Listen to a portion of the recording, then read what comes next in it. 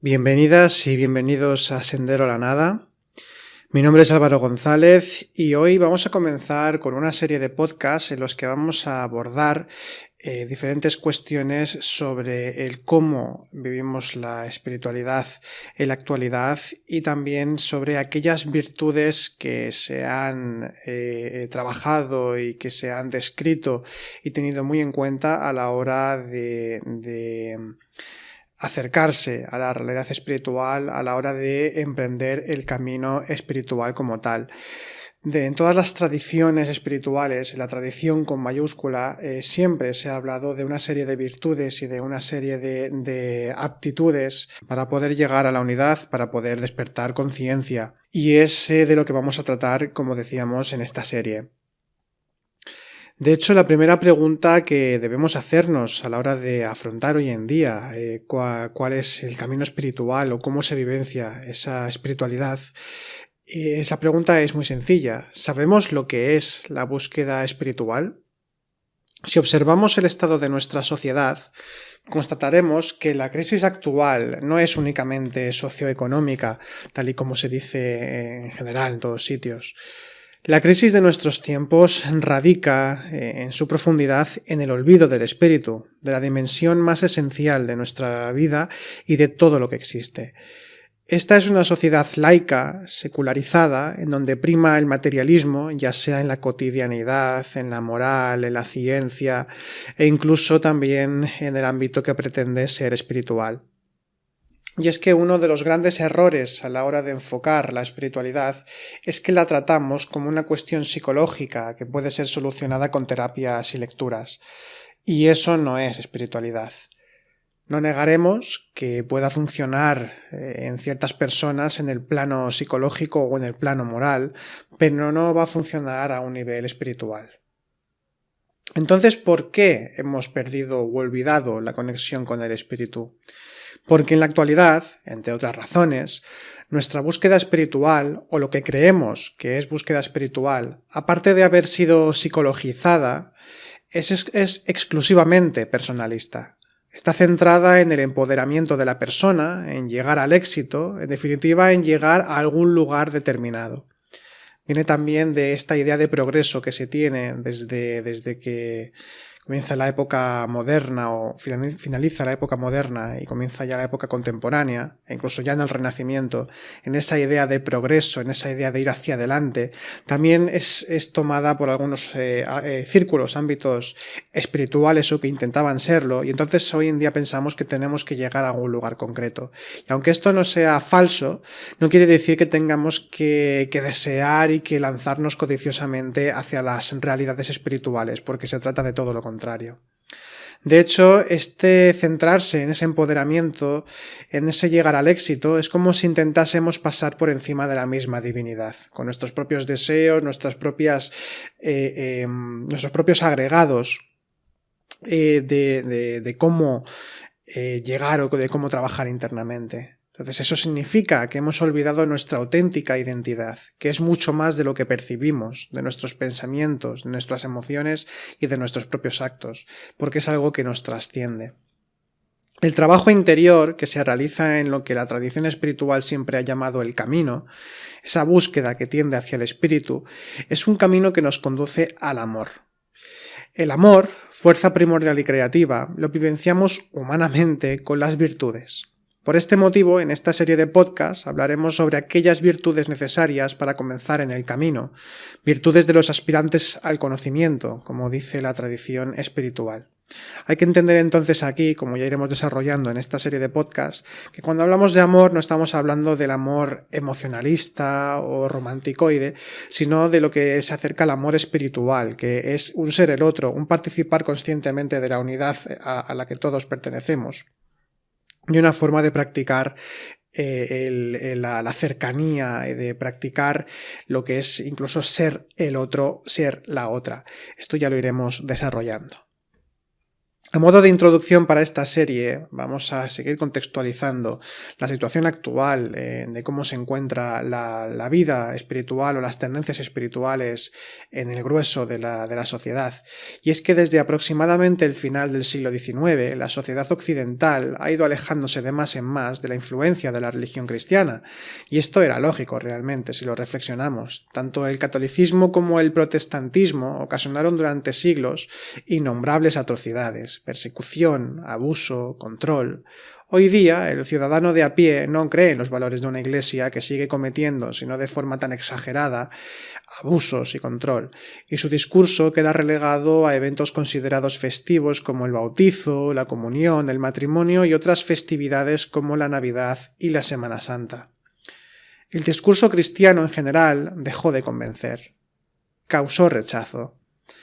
La ciencia, además, imperante modelo dogmático actual, es el credo en el que se sostienen las personas para creer o no creer en algo, para convencerse o no de una cosa o la otra. Ya que este tema ha sido ya muy tratado, muy estudiado desde hace mucho tiempo por autoras de todo tipo de índole, y esto no es objeto de este trabajo tratar esta discusión, vamos a centrarnos en la pregunta que viene a colación de lo que acabamos de comentar. Esta pregunta es que si esta sociedad está casi totalmente secularizada, ¿qué sentido tiene nuestra vida?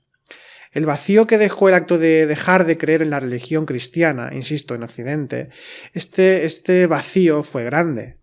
No porque el objeto del alejamiento sea el cristianismo en sí mismo, porque si nos vamos sobre todo a los primeros siglos del cristianismo nos encontramos con una gran belleza teológica, filosófica, religiosa, mística, y siempre ha habido grandes maestros y maestras también de la tradición cristiana. No nació podrida. En todas las religiones, cuando son tomadas por el poder, ya sea el cristianismo, el budismo o el islam o el judaísmo, no importa qué religión, cuando es tomada por el poder y se pierde la noción, el sentido espiritual de esa misma religión, se convierte únicamente en un instrumento estatal. Y por tanto, eso es lo que percibe la gente, lo que ve de esas religiones cuando distan de su realidad ontológica, de su realidad más esencial.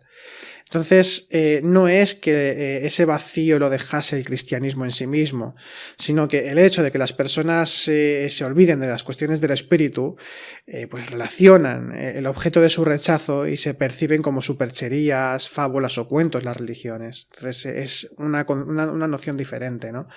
¿Por qué se cree esto? Las personas que sentían ese vacío comenzaron a buscar algo que lo llenase. Y la historia ya la conocemos. La búsqueda de respuestas sobre los secretos de la vida pasó por Oriente, sobre todo la India, y luego más tarde aparecieron personajes, ya estamos hablando de los años 60, 70, aparecen personajes que mezclaban espiritualidad con psicoanálisis y psicologizaban la espiritualidad. Posiblemente este hecho sería uno de los mayores errores en contra del camino espiritual que se han cometido en el siglo XX. Más tarde, varios personajes hindúes, de nula calidad ética, aprovecharon la demanda de Occidente para llenarse los bolsillos y cometer todo tipo de abusos.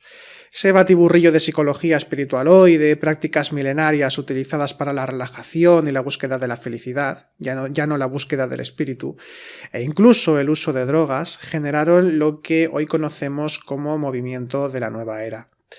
Hemos resumido estos hechos ocurridos en el siglo XX para entrar en contexto sobre qué nos ocurre como sociedad a la hora de también enfocar nuestros anhelos espirituales. Y es que actualmente la psicología, en sus diferentes escuelas y ramas, está muy arraigada en las creencias espirituales en quien busca el conocimiento. Por eso hablamos aquí de un fenómeno al que llamamos psicologización de la espiritualidad. Está extendida la creencia de que usando los métodos adecuados nos liberaremos de traumas, miedos, rencores, emociones negativas y de todo aquello que nos impide ser felices.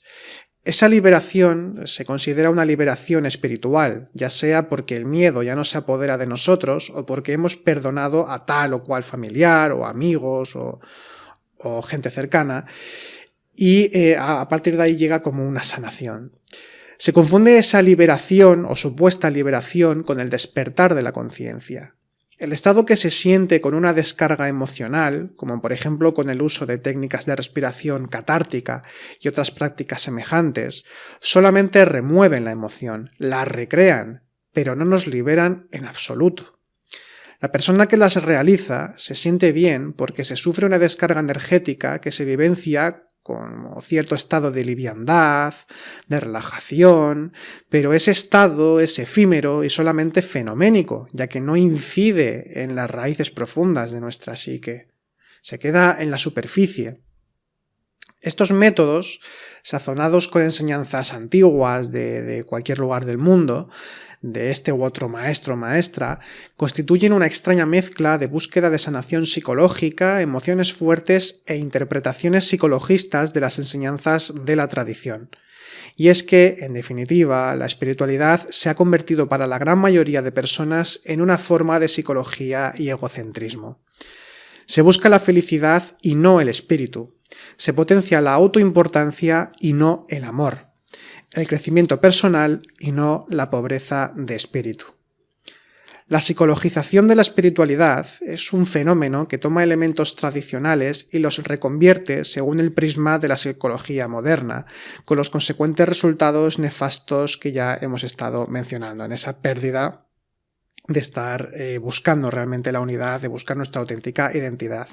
De hecho, en los últimos años ha habido una crítica feroz en contra del mindfulness, por parte incluso de budistas que han visto una secularización, una pérdida del auténtico sentido de la meditación y de las prácticas de atención consciente para convertirlo en una terapia o sencillamente en un producto a consumir.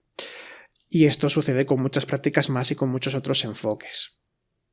De hecho, con este enfoque que estamos comentando no queda lugar para la mística, para el contacto con la divinidad, lo que realmente significa el religare, de donde viene la palabra religión, volver a unir, volver a la unidad. Y básicamente sucede esto porque ya no se busca esa conexión, porque incluso ni se conoce esa conexión, se ha perdido incluso el conocimiento de la posibilidad de poder reconectarse o poder conectarse a la divinidad, o hacerse consciente, más bien dicho, de esa conexión con lo divino. El camino del autoconocimiento es el camino hacia la unidad, lo cual implica el cese de la autoimportancia o el amor propio para ser fuente de amor. El camino del autoconocimiento no busca el crecimiento, sino el decrecimiento personal, y no ser feliz o infeliz, sino sencillamente ser el ser, hecho que implica la desaparición del deseo y, por tanto, del egoísmo y el egocentrismo. Los valores espirituales se han tergiversado, y esta espiritualidad psicologizada potencia el egocentrismo, reduciendo al espíritu a un fenómeno emocional que provoca aparentemente bienestar y salud. De este modo, el sentido de nuestra vida, desde la perspectiva que estamos tratando, se ha convertido en la búsqueda de la propia prosperidad y del bienestar de uno mismo y también con los demás. Y tristemente, algunos autores han llamado a esto amor. No está mal que busquemos el bienestar y la felicidad y la prosperidad, no tiene nada de malo. Lo que es erróneo es pensar que eso tiene que ver realmente con lo espiritual, cuando son cosas diferentes. Legítimo es el estar bien, el que uno haga ejercicio de su dignidad y que busque la prosperidad, y sobre todo también cuando se forma una familia para que los hijos, las hijas puedan tener una buena vida y demás, y también la pareja con la que estamos compartiendo nuestra vida. Pero no hay que confundir esto con lo que es un trabajo espiritual, con lo que es el andar el camino. Son cosas diferentes. El egoísmo y el egocentrismo justamente se han convertido en estandartes de nuestro contexto social. Más separados los unos de los otros, mostrándonos ante todo el mundo en un impertinente ejercicio de vanidad, veremos si no el típico uso personal de las redes sociales, coleccionando recuerdos de aquellos efímeros momentos que vivimos como felices. Esto nos hace estar también desarraigados del espíritu. No olvidaremos aquí a todas aquellas personas y grupos que hacen labores de ayuda en pos del bien de los demás, o de aquellos movimientos que pretenden una mejor convivencia con los demás y el entorno. Pero siendo quizá en este punto un tanto rigurosos, estas cuestiones son sociales y no son espirituales, tampoco hay que confundir esto. Son asuntos del mundo, lo cual no implica que tengamos que obviarlos para llegar al espíritu, pero en todo caso los asuntos del mundo han de vivirse desde el espíritu. Entonces, si hemos olvidado las cuestiones del espíritu, ¿qué hacer? recuperarlas. Ubicarlas en el lugar que corresponde, lo que significa para nosotros la propia reubicación en nuestra búsqueda espiritual. Cuando una persona inicia la búsqueda espiritual, lo hace porque siente un movimiento interior, ese algo que le empuja hacia no sabe qué, pero que va más allá de lo mundano, de la vida normal como tal. Eso es anhelo espiritual, tendencia hacia el espíritu. Si esa búsqueda la convertimos en una simple indagación hacia el bienestar, el anhelo se apaga, o más bien lo apagamos nosotros, porque esa tendencia siempre está ahí, aunque no la escuchemos. Es importante, entonces, si anhelamos el despertar, revalorizar nuestra vida entera. ¿Cuáles son nuestras prioridades en la vida? ¿En qué posición está la espiritualidad en nuestro día a día? ¿Son ciertas nuestras creencias respecto al camino del autoconocimiento? Y estas preguntas y otras que dan respuesta y dan una revalorización de nuestros procesos internos. De hecho, esta revalorización es constante durante el camino. La revalorización es una tensión consciente que recreamos para no asentarnos en aparentes certidumbres y acomodamientos psicológicos. Revalorizar nos obliga a poner a examen nuestras creencias más arraigadas y nuestro compromiso con el conocimiento, siéndonos útil para no conformarnos con lo que tenemos. Como dice la tradición, el buscador del conocimiento es el eterno insatisfecho. Es esencial, fundamental realmente, ubicarse en la conciencia, en la chispa divina que somos, nuestra auténtica naturaleza. Vivenciar con la meditación, la inspiración, la oración incluso, la autoobservación, esta experiencia infinita de la divinidad. Como aseguraba la filósofa María Zambrano, que también era poeta, la filosofía pregunta y la poesía responde. Y precisamente como hablar de la experiencia directa de la divinidad en prosa quizá no nos sería de gran utilidad porque únicamente nos ayudaría a acercarnos, cosa que no es poca cosa esto, pero será más sugerente escuchar una de las inspiradas místicas poesías de San Juan de la Cruz que nos habla de esa realidad. Entréme donde no supe, y quedéme no sabiendo toda ciencia trascendiendo. Yo no supe dónde estaba, pero cuando allí me vi, sin saber dónde me estaba, grandes cosas entendí. No diré lo que sentí, que me quedé no sabiendo toda ciencia trascendiendo. De paz y de piedad era la ciencia perfecta, en profunda soledad entendida, vía recta. Era cosa tan secreta que me quedé balbuciendo toda ciencia trascendiendo. Estaba tan embebido, tan absorto y ajenado, que se quedó mi sentido de todo sentir privado, y el espíritu dotado de un entender no entendiendo, toda ciencia trascendiendo. El que allí llega de vero de sí mismo desfallece, cuanto sabía primero mucho bajo le parece, y su ciencia tanto crece que se queda no sabiendo toda ciencia trascendiendo. Cuanto más alto se sube, tanto menos se entendía, que es la tenebrosa nube que a la noche esclarecía.